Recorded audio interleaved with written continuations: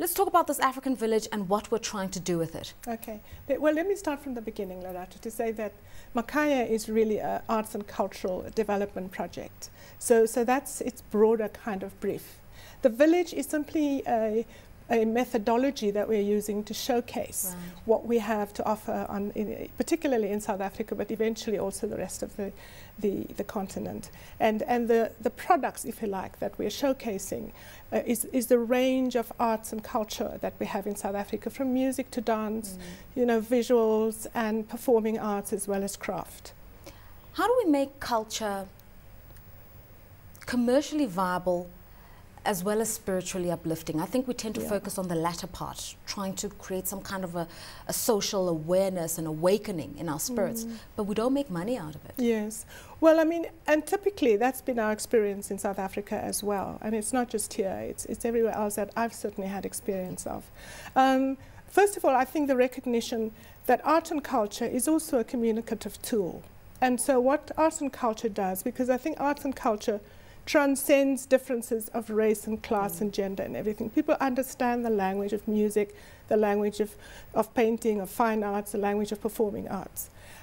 What we then use that for in the village is really to say to people, look, our initial aim is to simply communicate with you through our arts, because that's the commonality that we share at a particular point in time. But having said that, it also has the potential and the opportunity to grow into a real commercially viable project, in the sense that once people feel they have a different sense of what we're offering, we can then invest in it here in South Africa by getting our crafters, getting our performing artists, getting our fine artists to begin to look at quality control and what kind of projects they actually produce in order for them to be exported, particularly to a market like Eastern Europe, which is not so familiar with Southern Africa. I mean, obviously, I'm just going to ask you to just rely on your experience as South Africa's former ambassador to Switzerland, and just tell us how you went about selling South Africa as a culturally intriguing destination. Yeah.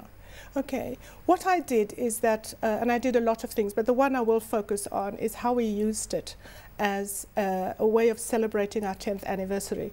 Because as fate would have it, I happened to be there when we celebrated our 10th anniversary. And what we did at the time was to really say to the Swiss, look, you don't know what the new South Africa is about. There are some of you who are absolutely exhilarated by the fact that South Africa is a free country, but some of you actually saddened by that for all sorts of historical reasons.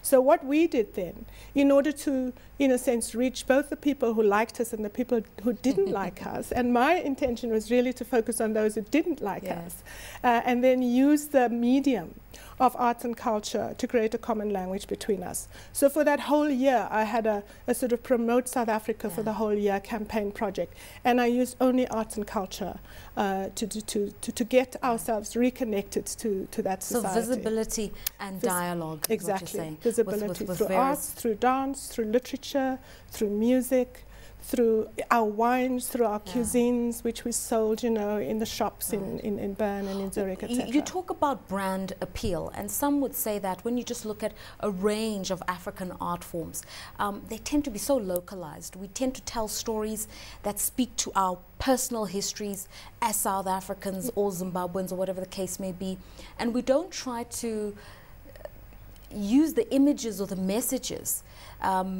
in a way that's globally appealing, in a way which would be sexy to a wider audience. And apparently that's the limitation of African arts and culture, is the stories don't become wider in their reach, and that's what we need to be doing. Yes, I agree with you 100%.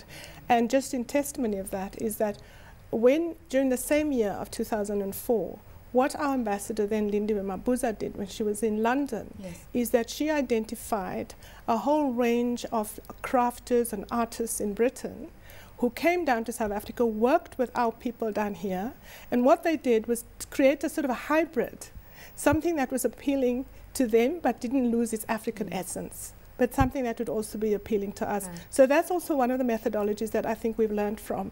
And so we will get our markets out there to come and have a look, so that there's also a communication, there's an engagement with our local Very briefly, because it's the final question, going forward, what could we do better? I mean, you're obviously using this as an exhibition site, and then you've got a program unfolding to make it more commercially viable. But what should we be doing as Africans in general to sell ourselves without undermining the authenticity of our heritage? Yeah.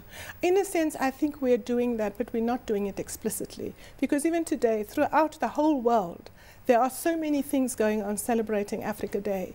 There are, and I mean, you just have to go into the internet to see how much is being done today, to say, you know, Africa is actually a very viable continent. It's coming to life. It is an emerging market, and its success is sort of ahead of what the other continents are. So I think what we need to do is to believe in ourselves, to believe that, in fact, we can make business out of arts and craft, but we have to have the right standards in which to do that.